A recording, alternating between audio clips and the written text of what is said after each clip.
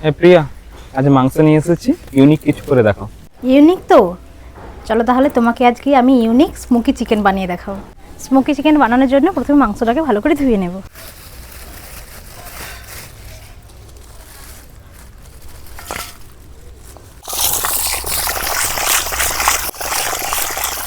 মাংসের পিসগুলো কিন্তু সেরা আনছে।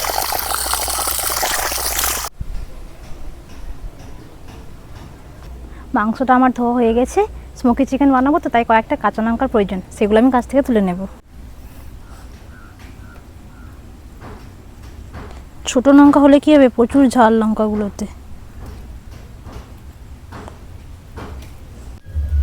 পেঁয়াজ, রসুন আর কাঁচা লঙ্কা, আদা কিন্তু আমার এই রান্নার কোনো প্রয়োজন নেই। আর লাগবে একটা ছান্তা। আপনারা যদি রুটি বা সেকার জন্য যে সমস্ত ছান্তা থাকে বাড়িতে, এরকম ছান্তা হলে খুব ভালো হয়। প্রথমে আমি পেঁয়াজ, টমেটো আর রসুনগুলোকে ভালো করে পুড়ে করে নেব।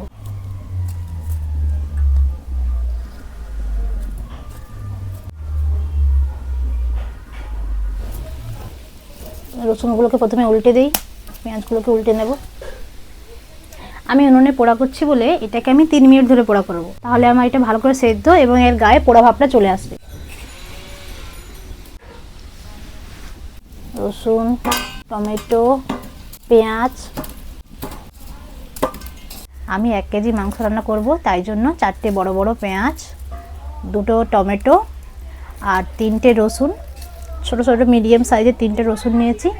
আর লঙ্কা আপনাদের পরিমাণ মতো, আমার বাড়িতে লঙ্কাটা একটু বেশি খায় তাই আমি লঙ্কা নিয়েছি 7টা।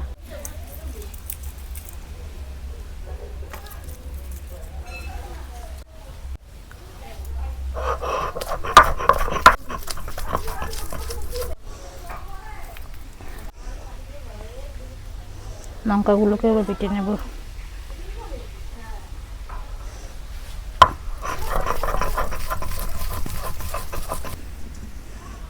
আমি 1 কেজি মাংস রান্না করব, তাই আমি 100 গ্রাম সরষের তেলটা দিয়ে দিয়েছি।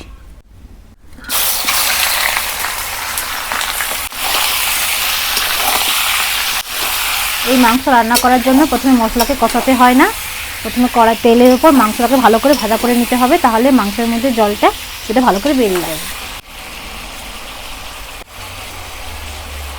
ধনে গুঁড়ো, জিরে গুঁড়ো, 1 চামচ লঙ্কার গুঁড়ো দিয়ে ভালো করে মাংসটাকে কষাবো। মশলা থেকে তেলটা ছেড়ে গেছে, এর মধ্যে আমি পোড়া করে রাখা পেঁয়াজটা দিয়ে দেব, পোড়া করে রাখা রসুন দিয়ে দিলাম, পোড়া করে রাখা লঙ্কাটা দিয়ে দেব, দিয়ে ভালো করে মশলাটাকে কষিয়ে নেব। মাংস কালারটা উঠেছে দেখো কত ভালো।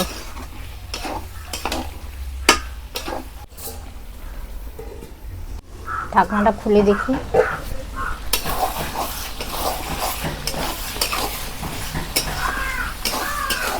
মশলাটা ভালো করে কষানো হয়েছে, এর মধ্যে আমি টমেটো বাটাটা দিয়ে দেব। প্রিয়া, আমরা দেখেছি সব মাংসে আলু দেওয়া হয়, তুমি এই মাংসের মধ্যে আলু কেন ব্যবহার করছো না? স্মোকি চিকেন বানাতে কিন্তু কোনো আলুর প্রয়োজন হয় না, তাই আমি আলু ব্যবহার করছি না।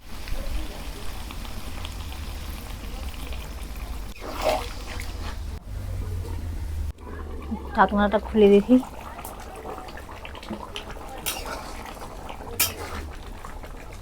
মাংসটা ভালো করে সেদ্ধ করা হয়ে গেছে, এর মধ্যে আমি 1 চামচ বাটারটা দিয়ে দেব।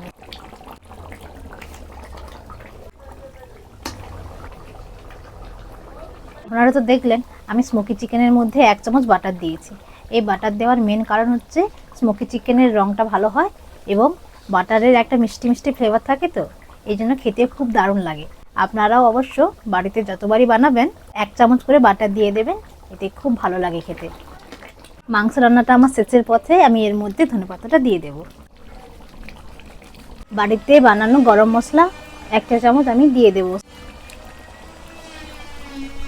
স্মোকি চিকেনটা হয়ে গেছে, আমি এটাকে নামিয়ে নেব।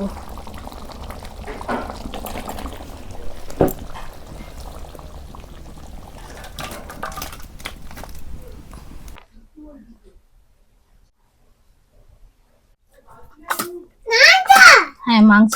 আমার ছেলেকে আগে ঠ্যাংটা দিয়ে দিই। মুরগির ঠ্যাং। আমার ছেলে মাংসের জুস খায়। লুচি ঝাল হয়? হ্যাঁ, লুচি ঝাল হয় তো।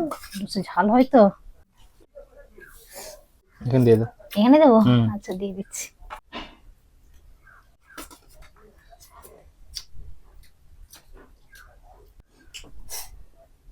থাক, আর দিতে হবে না।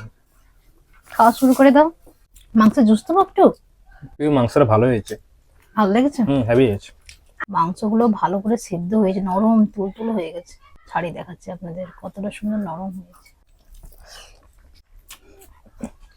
বাটার দেওয়ার জন্য এটা আরো ভালো লাগছে, মানে খুব সুন্দর লাগছে। কেমন আছে? সকলকে লাইক করতে বলে দাও। আপনারা যারা যারা আমার এই ভিডিওটা দেখছেন কিন্তু সাবস্ক্রাইব করছেন না, তাদেরকে বলে প্লিজ, এটা একটি নতুন চ্যানেল, এটাকে সাবস্ক্রাইব করুন এবং আমার পাশে থাকুন। লাইক, কমেন্ট, শেয়ার করে যেতে অবশ্যই ভুলবেন না। ধন্যবাদ। এই বলে ভিডিওটা আমি এখানেই শেষ করছি।